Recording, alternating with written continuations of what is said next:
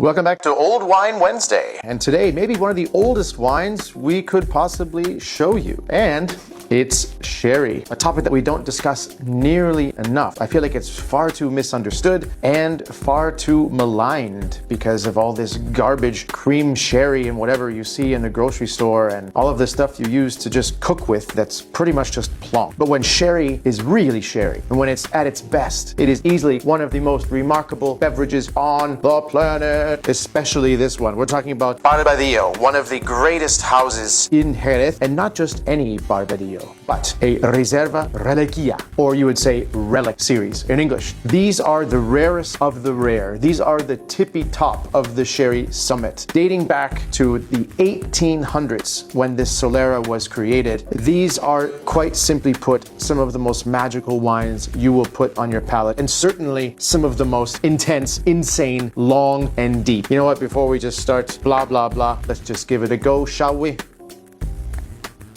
Ooh, look at that. It pours out like coffee syrup. Look at that glass. It couldn't be more coated. It's still yellow. I think we're gonna wash this thing 10 times and it's still gonna be amber. It is nutso.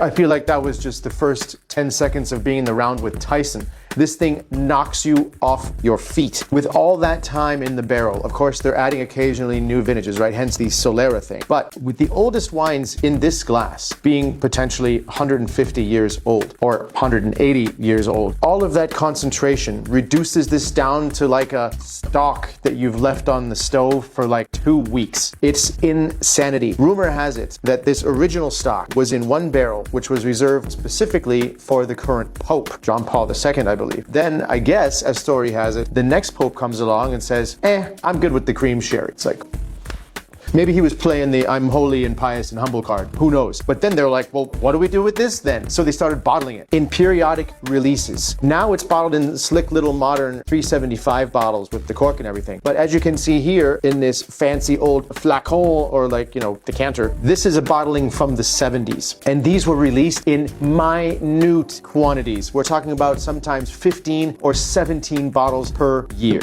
That's insanity.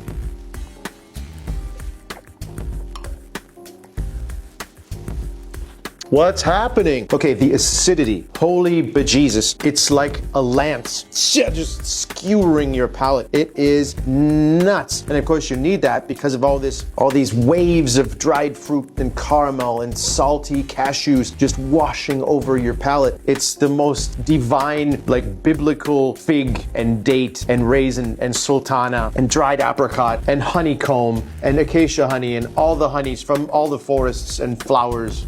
I mean, it honestly doesn't get better than this. And I guarantee, only shame is, looks like I gotta go shopping to find another one. But I guarantee you that until I do, I'm still gonna be tasting this. That is insanity. Not one that many of you are gonna get your hands on, but at least let it inspire you to explore the world of sherry, because they are some of the most magical, if not underutilized, underappreciated, and misunderstood wines of the world. And not to be political, but I'd be lying if I didn't say this was just a tiny homage to our current Chicago Pope who's speaking his mind against that orange idiot. Cheers to you, Pope, and to everybody who knows how to appreciate these divine creations.